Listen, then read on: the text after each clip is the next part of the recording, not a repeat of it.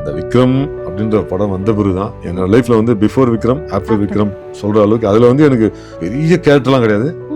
இருந்தாலும் டைரக்டர் வந்து எனக்கு ஏதோ ஒரு வகையில எனக்கு வந்து கேரக்டர் ரெஜிஸ்டர் பண்ணி அதுதான் ஒரு டைரக்டருடைய திறன் சொல்லுவேன்.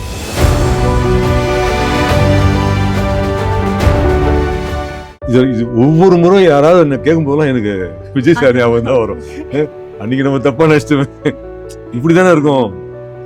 நம்ம வந்து 100 பேர் பார்க்கறோம், 1 லட்சம் பேர் பார்க்கறாரு. எப்படி எல்லாருக்கும் ஞாபகம் வச்சு கட்டுன்னு சொன்னோன்னு டைரக்டர் நான் டைரக்டர் பார்க்கவே இல்லை. ரஜினி சார் என்ன பண்றாரு பார்க்கலாம் திரும்ப அவரு என்னை பார்த்து அவரு ஸ்மைல் பண்றாரு பார்த்துட்டு அப்படின்னு பரவாயில்ல நம்ம நல்லா பண்ணிருக்கோம் போல ஓரளவுக்கு அப்படின்னு சொல்லிட்டு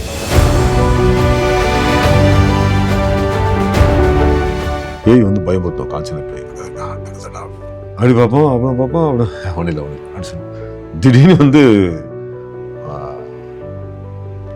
ஒரு 2 கை வந்து என்னை பிடிச்சி வச்சுன்னு போகும். அப்போ ஒரு நடிப்பு ஒரு சின்ன ஒரு பர்ஃபார்மன்ஸ் பண்ணியிருப்பாங்க. நான் பேயை பார்த்துட்டு கீழே விழுவேன். அப்போ அந்த பொண்ணு வந்து என்ன தனியாக ஒரு ஏதோ பேசும். அது வந்து அந்த பொண்ணு நான் சொல்லுவேன் என்ன யார் இது பேய் என்ன வராம இருக்கு அப்படின்னு என் அப்பனுங்க அப்படின்னு சொல்லிட்டு ஒரு மாதிரி நடிச்சிருப்பாங்க.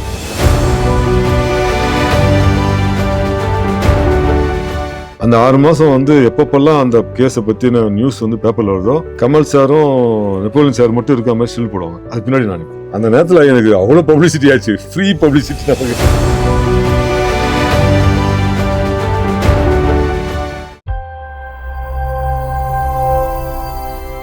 ஓகே சார், இப்ப நம்ம குவிக்கா ஒரு செஷன் மாதிரி போயிடலாம். இதுவரை நீங்க நடிச்ச ஆக்டர்ஸ் பேரெல்லாம் நான் ஒருத்தர் சொல்லுவேன். அவங்க கூட வந்து உங்களால மறக்க முடியாத ஒரு இன்சிடென்ட் பத்தி சொல்லணும். அஜித் சார் வந்து எப்படி மறக்க முடியும்? 1 2 எனக்கு வந்து என்ன சொல்றது 11 படம் அதிகமா ஒரு ஹீரோ நடிச்சு வந்து அஜித் குமார் சார் தான். தீனா பண்ணும்போது ரொம்ப நெகுந்து போன ஒரு விஷயம் என்னன்னா, எனக்கு அந்த ரெயின் எஃபெக்ட் ஃபைட்ல என்னைய வந்து அப்ப நான் ஃபைட்டே தெரியாது எனக்கு. ஆக்சுவலா மாஸ்டர் கேட்டாரு, சுப்ரமணிய மாஸ்டர், நான் தெரியும் கை தூக்கிட்டேன். ஃபர்ஸ்ட் மகனே சங்கரை போய் அடிக்க போவார் அவரை.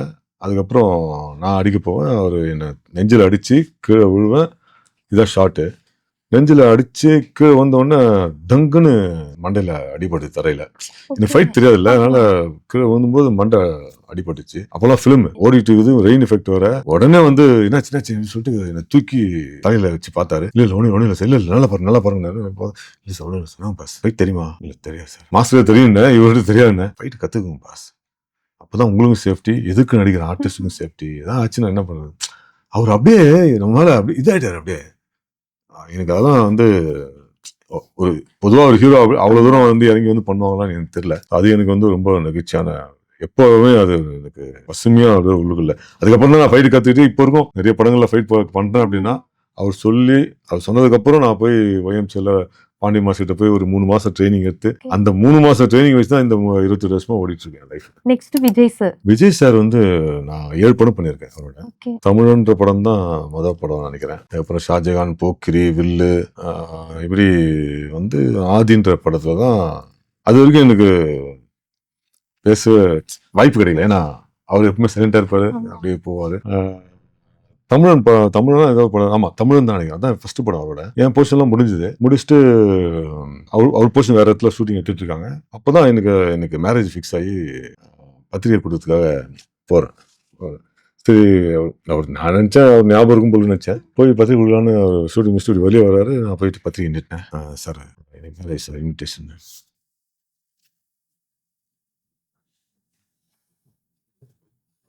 உங்களை எனக்கு யாருன்னு தெரியலையே அப்படின்னு எனக்கு அப்படியே ஷாக் ஆகிடுச்சு. எனக்கு என்னடா யாருன்னு தெரியல, இப்போதான் நடிச்சிட்டோம் அப்படின்னு. இல்லை சார் நான் அந்த ஃபைட்லோட பண்ணேன் சார் அப்படின்னு. அப்படியா, ஓகே சாரி சார் ஞாபகம் இல்லைங்க அப்படின்னு சொல்லிட்டு ஓகே வாழ்த்துக்கள் அப்படின்னு சொல்லிட்டு கார்டு எடுத்து அவங்க அசிஸ்டன்ட் கொடுத்துட்டு சார் அவசியம் வரணும் சார் அப்படி சொன்னேன்.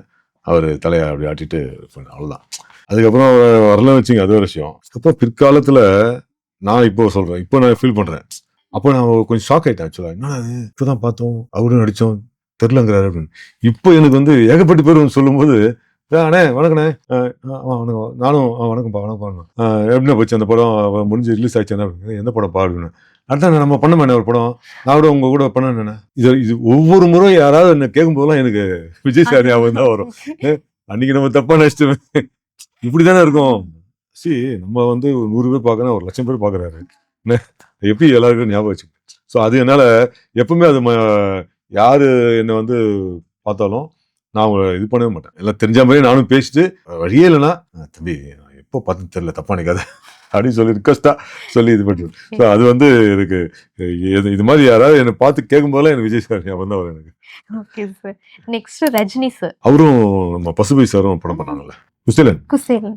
அதுல வந்து எனக்கு ஒரு போலீஸ் கேரக்டர்ல நடிச்சேன்.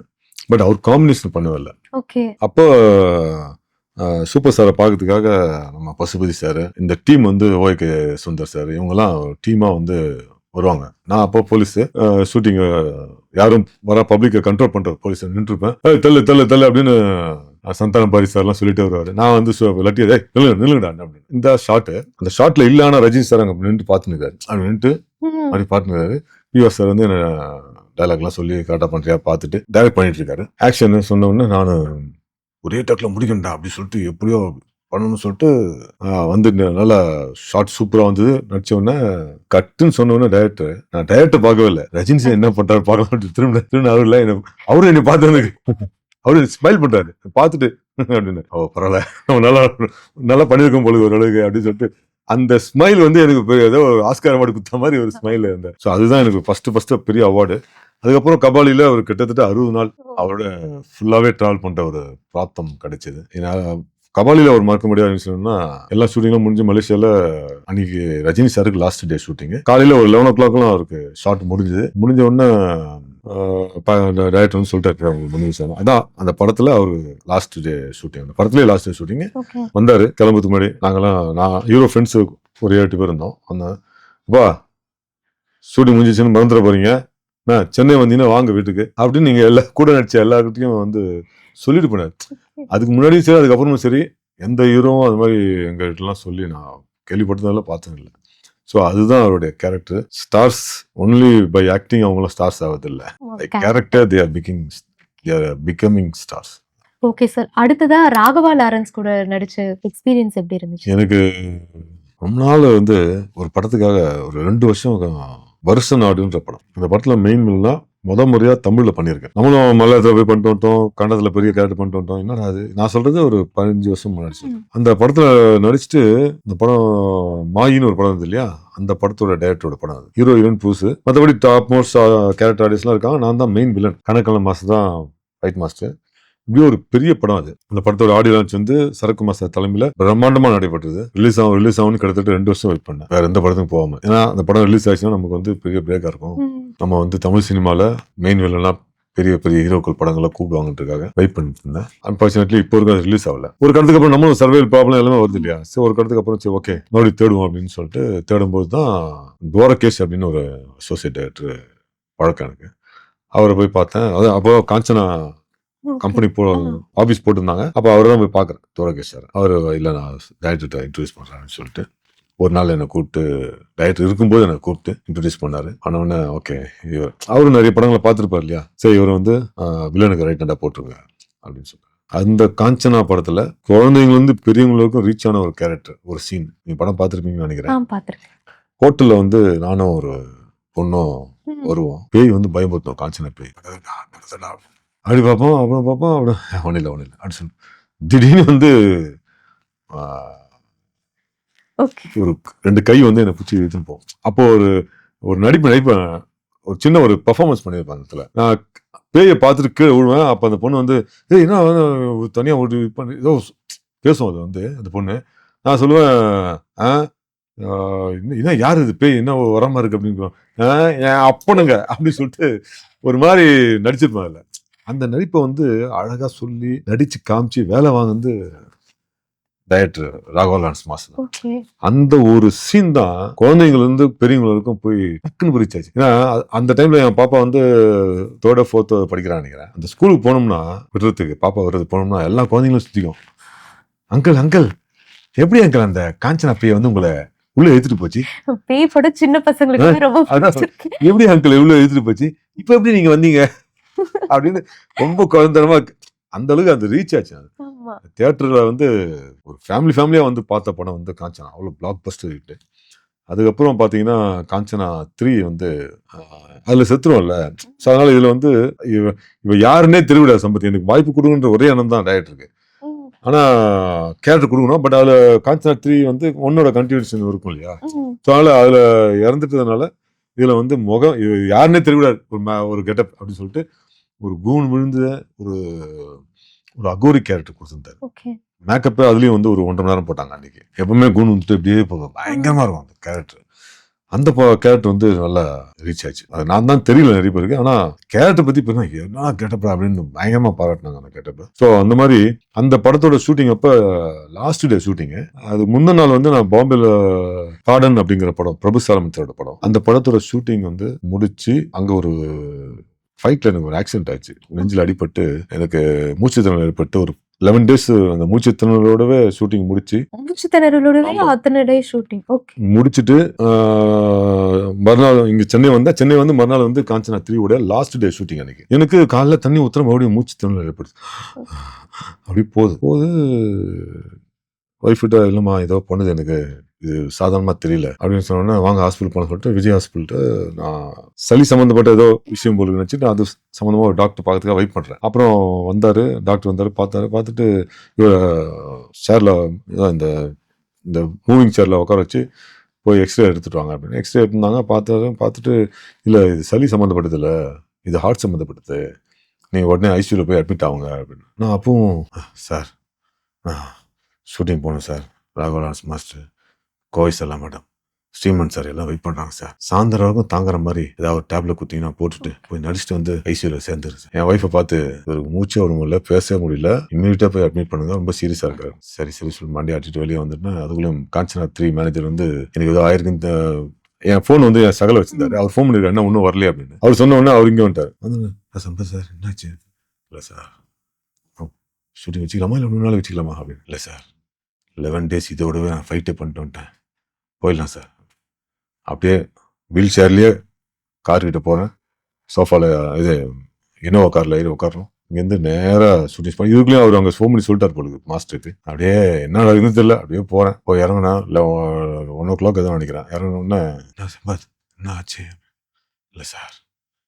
ராகவநாத் மாஸ்டர் கேட்குறாரு என்ன ஆச்சுமா அப்படின்னு. இல்லை சார் அப்படின்னு. இல்லை பேசாத இப்போ ரெடி ஆகிட்டு வந்துரு, 2 hours ஒன்று அனுப்பிச்சிடுறேன். பார்த்தா எனக்காக ஒரு ஆம்புலன்ஸ் ரெடியாக இருக்கு. அதுதான் ஷூட்டிங் ஸ்பாட்ல. ஏன்னா இவ்வளோ சீரியஸாக வரேன்னு அதுக்குள்ளேயும் நியூஸ் போயிடுச்சு. மாஸ்டர் வந்து ராகவநாத் மாஸ்டர் வந்து எனக்காக ஒரு இதே வச்சிருக்காரு. அப்புறம் நான் மேக்கப்லாம் போடுறேன், போட்டு என்ன நடக்குதுன்னு தெரியல, பாட்டு போடுறேன், போட்டு அப்படியே ஷார்ட் கூப்பிட்டாங்க. இவங்க என்ன மேக்கப் பண்ணி வந்து நான் பாட்டு இருக்கேன், போட்டாங்க ஷார்ட் கூப்பிட்டேன் அப்படின்னு சொல்லி போகிறேன். உட்காந்து சின்ன டைலாக் தான், அந்த டைலாக் பேசிட்டு நடிச்சுட்டு கோவை செல்லா மேடம், அப்புறம் ஸ்ரீமன் சார், அப்புறம் தேவதாசி மேடம் எல்லாம் வந்து என்னாச்சு அப்படியே ஷாக் ஆகிட்டாங்க. அப்புறம் முடிஞ்ச உடனே வண்டி கிளம்புது, இன்னோவில் கிளம்பி நேராக போயிட்டுருக்கேன். மேனேஜர் வந்து செக்கு என் அசிஸ்டண்ட்டுக்கு கொடுத்தாரு. அப்புறம் அசிஸ்டண்ட் வந்து சகலருக்கு கொடுத்தான், எவ்வளோ பாருங்க பார்த்தா டபுள் சம்பளம் போட்டுருக்கு. அதுதான் ராகவலாஸ் மாஸ்டர் இவ்வளோ ரிஸ்க் எடுத்து வந்திருக்கானே. சரி இது வந்து அடிப்பட்டது வேற யாரோ ஷூட்டிங்கில், அவங்க ஒரு பீஸாவே தரல. இவர் வந்து இவ்வளோ ரிஸ்க் எடுத்து நம்ம ஷூட்டிங் வந்திருக்கானே சொல்லிட்டு டபுள் சம்பளம் அதில் இருந்தது. அதுக்கப்புறம் ஒவ்வொரு படமும் என்னை கூப்பிட்டுருவார் கரெக்டாக. இப்போ காஞ்சனா 4லையும் போன வாரம் போய் பார்த்து வந்தேன்.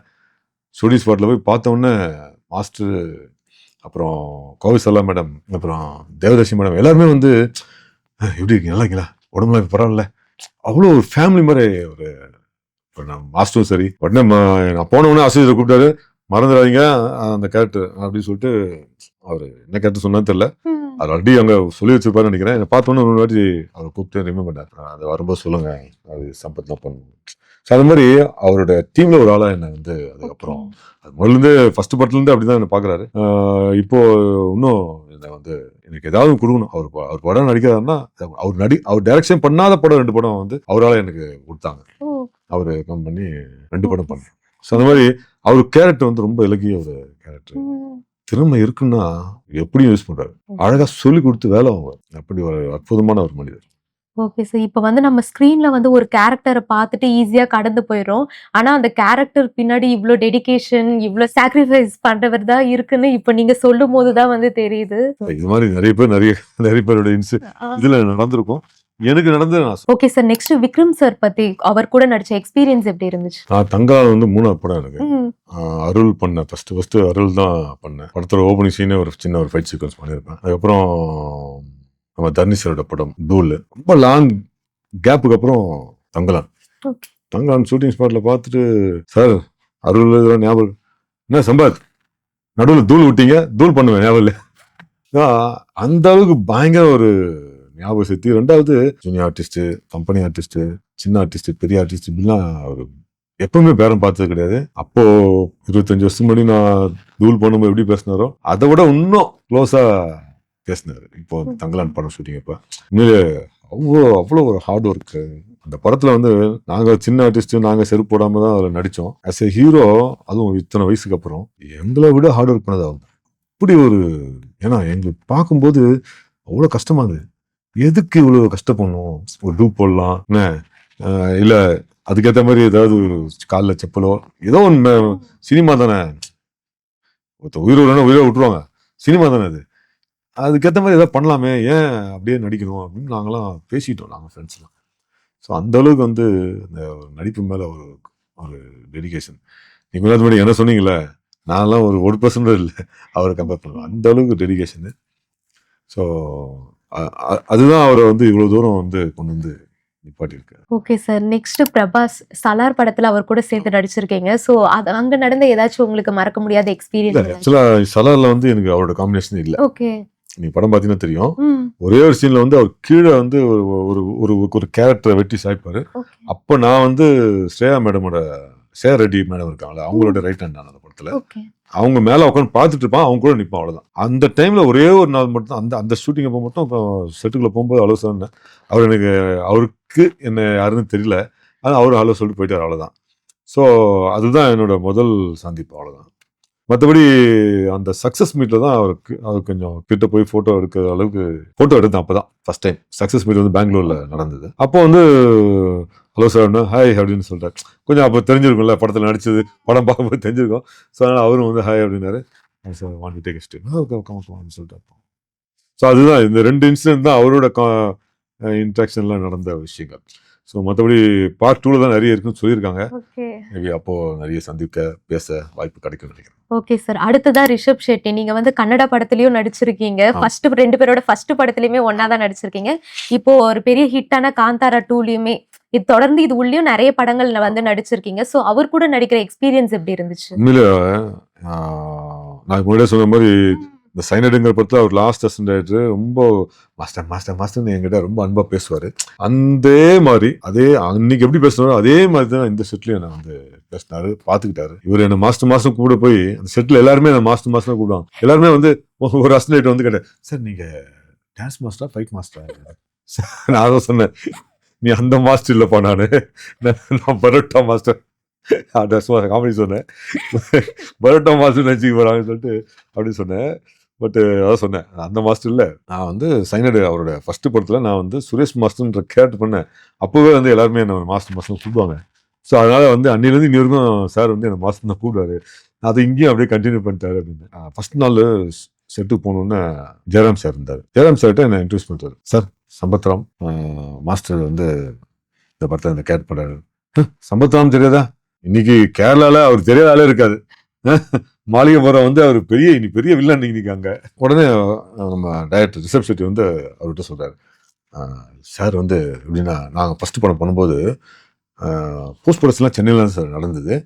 சென்னை போகும்போது டெய்லி வந்துடுவார். இவர் வந்துட்டு ஒரு நாள் வீட்டுக்குலாம் கூட்டு போயிட்டு டிஃபன்லாம் அவங்க ஒய்ஃப் வந்து சப்பாத்தியும் தக்காளி சட்னியும் சூப்பராக செஞ்சு போடாங்க சார். ஒரு நாள் டிஃபன்லாம் சாப்பிட்டேன் நான். இது ஒரே ஆச்சரியமா இருந்தது. என்னன்னா எனக்கே ஞாபகம் இல்லை. என்னை வந்து ஒரு கிரவுண்டுக்கு போவோம், நாங்கள் ஈவினிங் ஆனால் வந்துடுவார். அந்த கிரவுண்டுக்கு தான் போவோம். கிரவுண்டில் போய் கொஞ்சம் உட்காந்து பேசிட்டு அப்படியே வீட்டுக்கு போயிட்டு டிஃபன் வாங்கி கொடுப்பாரு. அவங்க வீட்டில் செஞ்சு போடுவாங்க. நான் சாப்பிட்டு வந்திருக்கேன், 2-3 நாள் அது மாதிரி சாப்பிட்ருக்கேன் அப்படின்னு சொல்றாரு. எனக்கு வந்து டோட்டலாக மறந்துட்டேன். அப்புறம் யோசிச்சு பார்த்தா எனக்கு ஞாபகம் வந்தது. பட் எனக்கு இதெல்லாம் எனக்கு ஸ்க்ரீன்லேயே இல்லை. அவரு ஞாபகப்படுத்துறாரு, அவர்கிட்ட சொல்றாரு ஜெயராம் சார்கிட்ட. ஸோ எப்படி வந்து வளர்ந்து வந்ததை வந்து பழசை மறக்காம சொன்னாருங்கிறதுக்காக சொல்லுவார். ஸோ அந்த அளவுக்கு ஒரு ரொம்ப யதார்த்தமா பழகக்கூடிய ஆள், அவ்வளோ பெரிய ஆள் ஆயிட்டாருன்ற ஒரு துளி கூட அவர் மைண்ட்லேயே இல்லை. அந்த அளவுக்கு ஹார்ட் ஒர்க் வேற. அந்த படத்துல வந்து சில காட்சிகள்லாம் உயிரை பணம் வச்சுலாம் நடிச்சிருக்காருன்னு அதுக்கப்புறம் கேள்விப்பட்டேன். பெரிய டேம்ல வந்து ஷூட்டிங் இருக்கும்போது இது ஒரு ஆக்சிடென்ட் ஆகி எல்லாருமே ஹீரோயின் எல்லாமே கீழே வந்து போக வேண்டிய ஒரு தருணம். அந்த மாதிரி சுச்சுவேஷன்ல கூட பை காட்ஸ் கிரேஸ் எல்லாருமே தப்பிச்சு எல்லாம் வந்து அந்த படத்தை வந்து எடுத்திருக்காங்க. ரெண்டாவது தினமும் வந்து காலையில 3 மணிக்கெல்லாம் எழுந்திரிச்சுப்பாரு. ஓகே. எழுந்திரிச்சு எக்ஸசைஸ் பண்ணிட்டு, ஏன்னா பேர் பாடி ஷாட்லாம் இருக்கு, எக்ஸசைஸ் ஜிம் பண்ணிட்டு அதுக்கப்புறம் மேக்கப் போட ஆரம்பிச்சு அவருக்கு ஒரு 4 hours வேலை இருக்கு. ஜிம்மு, அப்புறம் ரெடி ஆகுது, மேக்கப் போட்டு ரெடி ஆகுது, டைரக்ஷனும் பண்ணிட்டு நடிக்கவும் செஞ்சுட்டு, அதாவது அந்த மாதிரி எனர்ஜெட்டிக் பர்சன் வந்து as a director as a hero பார்க்க முடியாது. அந்த மாதிரி பர்சன் 100% டெடிகேஷன், 100% டெடிகேஷன். என்ன தடங்கு வந்தாலும் என்ன இது வந்தாலும் ஸ்மைலிங் ஃபேஸோட அதை பண்ணலாம். எப்பவுமே அவர் ஸ்மைலிங் ஃபேஸ். டென்ஷன் ஆகி பார்த்தே இல்லை. ஒரே ஒரு நாள் தான் டென்ஷன் ஆனார். தன்னால ஒரே நாள் தான் டென்ஷன் ஆகி பைக்கு தூக்கி போட்டு போன ஒரே ஒரு நாள் தான் பார்த்தேன். மீதி நாள் எல்லாமே வந்து ரொம்ப கூலா ஸ்மைலிங். என்ன கோச்சிக்கல அவரு, பொதுவா சொன்னேன். ஷூட்டிங் ஸ்பாட்ல மற்ற எல்லா நாளுமே வந்து என்ன மட்டும் இல்லை, யாரை வேலை வாங்கினாலும் அழகா பேசி அந்த புன்னகையோட தான் பேசுவார். அது ஒரு கேரக்டர். Okay sir. லாஸ்டா கமல் சாரோட வந்து சண்டியர்னு ஒரு படம். அந்த படம் செலெக்ஷனுக்கு போயிருந்தா செலக்ட் பண்ணாங்க. ஃபர்ஸ்ட் வந்து முதல்ல ஒரு ஃபோட்டோ ஷூட்டிங் பண்ணாங்க. ஏவிஎம்ல தான் ஃபோட்டோ ஷூட் பண்ணாங்க. அதில் கமல் சார், நெப்போலியன் சார் இப்படி உட்காந்துருப்பாங்க. நான் வந்து 2 பேரும் நடுவில் பின்னாடி கையில் ஒரு அருவா வச்சுட்டு இந்த மாதிரி ஸ்டில் ஷூட்லாம் பண்ணாங்க. பண்ணி ஷூட்டிங் ஆரம்பிக்க போகிறாங்க. பிரச்சனை ஆயிடுச்சு, டைட்டில் பிரச்சனை ஆயிடுச்சு. சண்டியர் வைக்கக்கூடாது அப்படின்னு ஒரு பிரச்சனை ஆச்சு. அந்த கேஸ் வந்து ஒரு 6 மாசம் ஓடிட்டே இருந்தது. ஷூட்டிங்கும் நடக்கல, கேஸ் மட்டும் ஓடிட்டே இருந்தது. அந்த 6 மாசம் வந்து எப்பப்பெல்லாம் அந்த கேஸை பத்தின நியூஸ் வந்து பேப்பர்ல வருதோ, கமல் சாரும் நெப்போலியன் சார் மட்டும் இருக்க மாதிரி ஸ்டில் போடுவாங்க. அது பின்னாடி நான் நிற்பேன். அந்த நேரத்துல எனக்கு அவ்வளவு பப்ளிசிட்டி ஆச்சு, ஃப்ரீ பப்ளிசிட்டி நமக்கு. அப்பெல்லாம் நம்ம முகம் வந்து பேப்பர்ல வரும். சரி, நம்மள யாருக்குமே நம்மள தெரியாது, நம்மளுக்கு தெரியுமான்னு நினைச்சிட்டு இருக்க காலத்துல அந்த போட்டோ பார்த்து நிறைய பேர் என்ன படம் நடிக்கிற பொழுது அப்படின்னு சொல்லிட்டு கமல் சார் நடிக்கிற பொழுது பயங்கரமா ரீச் ஆயிடுச்சு. அப்ப அன்பார்ச்சுனேட்லி அந்த படத்தோட டைட்டில் வந்து மாற்ற வேண்டிய கட்டாயம் விரும்பன்னு மாத்தினாங்க. சரி, நம்ம அப்படியும் படத்துல ஷூட்டிங் அப்போ கூடுவாங்க பொழுது நினைச்சிருந்தா கூடவே இல்லை. எனக்கு அது பெரிய வருத்தமா இருந்தது. என்னடா அது இவ்வளவு பெரிய ஸ்டார் படம், நம்ம வாய்ப்பு கிடைச்சி நம்ம பண்ணலையா, அதுவும் நல்லா ரீச் ஆயிடுச்சு, பாக்குறவங்களாம் கேட்பானே என்ன பதில் சொல்றது அப்படின்னு சொல்லிட்டு ரொம்ப எனக்கு வருத்தமா இருந்தது. அதுக்கப்புறம் கட் பண்ணா வசூல்ராஜ் MBBS. அதுல த்ரூ அவுட் அவர் கூட 7 பேர் தான் இருப்பாங்க. நானும் அதுல ஒரு ஆளு. ஒரு 10 நாள் நடிச்சிருப்பேன். அதுக்கு முன்னாடி ஒரு படம் சத்ரபதினு ஒரு படம் பண்ணியிருந்தேன். அந்த படத்துல நடிச்சதுனால இந்த ப்ரொடியூசர் என்ன வலுக்கட்டாயமா அவர் டேட் வந்துச்சு. ஆக்சுவலா ஃபர்ஸ்ட் வந்து அவங்க டேட் கொடுத்தாங்க, அதெல்லாம் எடுக்கல. ஃப்ரீயா இருந்தாலும் சொல்லி கமிட் ஆயிட்டேன். மறுபடியும் கூப்பிட்டதுனால இங்க இருந்து அங்க போக வேண்டிய கட்டாயம். வசூல்ராஜ் MBBSலயும் 10 நாள் தான் நடிச்சேன், மீதி 30 நாள் நடிக்கவே இல்லை. ஏன்னா கமல் சாரோட வந்து 2 படமும் கமிட் ஆகி 2 படமும் முழுமையா, ஒன்னு ஸ்டில்லோட போச்சு, இன்னொன்னு 10 நாளோட போச்சு. எனக்கு பயங்கரம், எனக்கு அப்படி ஒரு வேதனை. இருக்கு இவ்வளவு பெரிய ஸ்டார் படத்துல நடிக்க வாய்ப்பு கிடைக்கிறது கஷ்டம், கடிச்சு நம்ம வந்து இது மாதிரி மிஸ் பண்றோமே அப்படின்னு அப்படியே இனிமேல் நம்ம கமல் சார் படம் மறந்துட வேண்டியதுதான், நமக்கு இனிமேல் வாய்ப்பு வராது. ஏன்னா நான் எந்த முகத்தை வச்சு அவர் போய் பார்க்கறது, அப்படியே விட்டாச்சு. அதுபோல் விக்ரம் படம் ஆரம்பிச்சு நான் வந்து உங்களுக்கு சொல்ல மாட்டேன். இடையில வந்து ஒரு 7 வருஷம் நான் வந்து DI அந்த CG கம்பெனில மார்க்கெட்டிங் மேனேஜரா ஒர்க் பண்ணேன். ஸோ அது விஷயமா நிறைய டேரக்டர் பார்ப்பேன், அப்படியே வாய்ப்பும் கேட்பேன். இப்படி நிறைய வருஷம், அது ஒரு 7 வருஷம் ஓடிட்டு வச்சுங்களேன். அப்போ விக்ரம் படம் ஆரம்பிச்சு நான் லோகேஷ் கனகராஜ் சார் வந்து இந்த DI/CG விஷயமா போய் பார்க்க போறேன். எனக்கு கபாலியில கிடைச்சதும் அப்படிதான். எனக்கு DI/CG விஷயமா ரஞ்சித் சாரை பார்க்க போய் தான் எனக்கு அந்த வாய்ப்பு கிடைச்சது. அதே மாதிரி தான் இங்கே போய் பார்த்தேன். அப்புறம் கிளம்பும்போது வழக்கமா சார் ஏதாச்சும் நல்ல ரோல் கொடுங்க சார் அப்படின்னு சொல்லிட்டு வந்தேன். நோ பிடிங்க அப்படின்னு சொல்லிட்டு அஸ்வினி சொன்னாரு. அப்படிதான் எனக்கு அந்த வாய்ப்பே கிடைச்சது. ஸோ அந்த விக்ரம் படம் கமிட் ஆகணும்னு முடிவு பண்ணிட்டேன். இனி என்ன படம் வந்தாலும் சரி, இதோட பெரிய படம், பெரிய கேரக்டர், பெரிய சம்பளம் வந்தாலும் சரி, இந்த படத்தை முடிச்சுட்டு தானே மற்ற படத்துக்கு போகணும் அப்படின்ற ஒரே பிடிவாதத்தோட. அப்போ கொரோனா டைம் வர அந்த படம் முடிச்சுட்டு தான் படம். என்ன கேரக்டர் கூட எனக்கு எவ்வளவு தூரம் பெரிய கேரக்டர் கூட எனக்கு தெரியாது. விஜய் சேபி சாருக்கு அண்ணன் கேரக்டர் கூட தம்பிங்க 25 பேர் இருப்பாங்க. நீங்க தெரியுங்களா தெரிய மாட்டீங்களா தெரியாது, டைலாக் வருமா தெரியாது, நீங்க எவ்வளவு தூரம் இதுல கேரக்டர் பெருசாவும் தெரியாது, முடிஞ்சா கமிட் ஆகுங்க, வெளியே விட்டுருங்க அப்படின்னாரு அசோசியேட் வெங்கின்னு ஒருத்தர். நான் ஒரே மைண்டு தான், 2 படம் விட்டு கமல் சார் படம், இந்த படம் விடக்கூடாதா சொல்லிட்டு நான் வந்து அந்த படம் கமிட் ஆனேன். அந்த விக்ரம் அப்படின்ற படம் வந்த பிறகுதான் என்னோட லைஃப்ல வந்து பிஃபோர் விக்ரம் ஆஃப்டர் விக்ரம் சொல்ற அளவுக்கு. அதுல வந்து எனக்கு பெரிய கேரக்டர்லாம் கிடையாது. இருந்தாலும் டைரக்டர் வந்து எனக்கு ஏதோ ஒரு வகையில எனக்கு வந்து என் கேரக்டர் ரெஜிஸ்டர் பண்ணி, அதுதான் ஒரு டைரக்டருடைய திறன் சொல்லு. ஒரு நடிகனை உருவாகணும்னு நினைச்சிட்டாங்கன்னா டைரக்டர் வந்து முடிவு பண்ணிட்டாங்கன்னா உங்களை ஆக்கி விட்டுருவாங்க. ஏதோ லோகேஷ் கனகராஜ் சாருக்கு என் மேல என்ன நினைச்சுன்னு தெரியல. ஏன்னா நம்மளும் ரொம்ப வருஷமா இருக்குன்னு அவருக்கும் தெரியும். ரஞ்சித் சார் அதான் சொன்னாரு, என்ன நீங்க என்ன இந்த வேலைக்கு வந்தீங்க அப்படின்னு, என்ன நடிகர் தானே நீங்க, ஆர்டிஸ்ட் தானே நீங்க மார்க்கெட்டிங் வேலைக்கு வந்தீங்கன்னு ரொம்ப வருத்தத்தை கேட்டார். மேபி இவருக்கும் அந்த இது தோணி இருக்கலாம். அதனால என் கேரக்டர் வந்து கொஞ்சம் நல்ல அத்தனை பேர்ல 25 பேர் விஜய் சேதுபதி சாரோட இருந்தாலும் நம்ம கேரக்டர் வந்து ரெஜிஸ்டர் பண்ணி நமக்கு ஒரு இம்பார்ட்டன்ஸ் கொடுத்து அந்த படம் தான் எனக்கு வந்து ஒரு பெரிய பிரேக்கா அமைஞ்சது. Thank you so much sir. இவ்வளவு நேரம் நாங்க கேட்ட எல்லா கேள்விக்குமே வந்து ரொம்ப பொறுமையா பதில் சொல்லிட்டு இருந்தீங்க. Thanks. ஸோ மேலும் மேலும் உங்களை நாங்க நிறைய படத்துல பாக்குறதுக்காக வெயிட் பண்ணிட்டு இருக்கோம். Thank you so much sir. நிச்சயமா ரொம்ப நன்றி. இது பார்த்துட்டு இருக்க எல்லாருக்கும் ரொம்ப